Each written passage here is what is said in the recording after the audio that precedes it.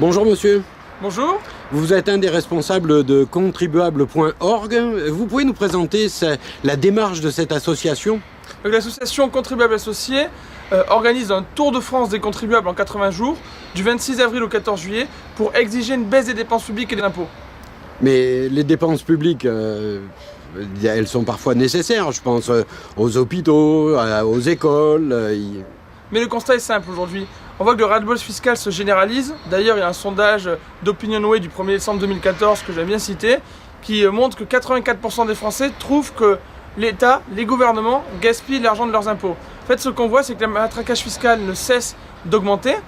Tous les Français, en fait, paient des impôts, que ça s'appelle impôt. Mais quel que soit le gouvernement. Hein. Quel que soit le gouvernement. Contribuables Associés existe depuis 1990. On a toujours eu la même ligne. Là, on voit que le ras-le-bol fiscal se généralise, que le matraquage fiscal ne cesse d'augmenter. TVA, taxes diverses, redevances, contributions, impôts, tout ça c'est de l'impôt. Et les Français, même s'il y a un peu moins de la moitié qui paient l'impôt sur le revenu, tous les Français paient des impôts. Tous les Français sont des contribuables, c'est important de le rappeler.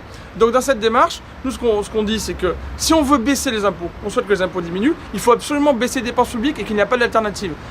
Comme nous voulons faire participer les Français, on leur donne la parole dans l'organisation d'un référendum national que nous organisons durant ce Tour de France des contribuables. Les Français peuvent participer directement sur place, nous avons une urne avec nous, ou également sur internet, sur www.contribuable.org/référendum-du6 national. Voilà, également notre site journal de bord, www.contribuable.org/Tour de France 2015, tout collé, pour suivre toutes nos étapes.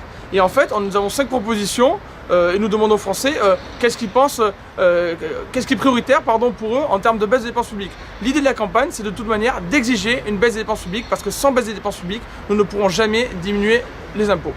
Mais plutôt que de baisser les dépenses publiques, n'y a-t-il pas un facteur où on pourrait intervenir? Et je pense à la fraude fiscale. Quand on sait que 60 à 80 milliards d'euros échappent à l'impôt par an en France, là est peut-être une partie de la solution. Eh bien, on nous en parle souvent, mais j'ai envie de dire aussi que ça peut être l'une d'une certaine manière, quelque chose que les élus utilisent pour que les Français pensent à autre chose. Parce que quand les Français pensent à cette fraude fiscale, cet exil fiscal, ils ne pensent pas à l'argent qu'on leur prend à eux. Concrètement, chaque Français, en moyenne, paie plus d'impôts et le pouvoir d'achat a baissé cette année en moyenne en France. La fraude fiscale, ça ne suffira pas à combler le trou, ça ne suffit pas à... Oui, qui est de 2000 milliards, hein, oui, rappelons-le. Mais qu'est-ce qu'on peut faire aujourd'hui en France concrètement? Nous, on voit des gens qui nous disent on va empêcher... absolument les riches entre guillemets de partir. Le problème aujourd'hui, ce ne sont pas seulement les riches qui partent, il n'y a pas d'exil fiscal seulement chez les riches, mais très souvent chez les jeunes qui partent à l'étranger après leurs études pour travailler et chez une partie des classes moyennes. Ce qu'on voit aujourd'hui, c'est qu'il y a plusieurs réformes à faire. Il y a évidemment donc, cette question de la fraude fiscale, il y a également la fraude sociale, c'est 25 milliards d'euros par an. Et concrètement, si le système aujourd'hui n'est pas amélioré, si les réformes ne sont pas faites, eh bien il y a des gens qui vont partir, on ne va pas mettre des chaînes aux pieds pour qu'ils restent.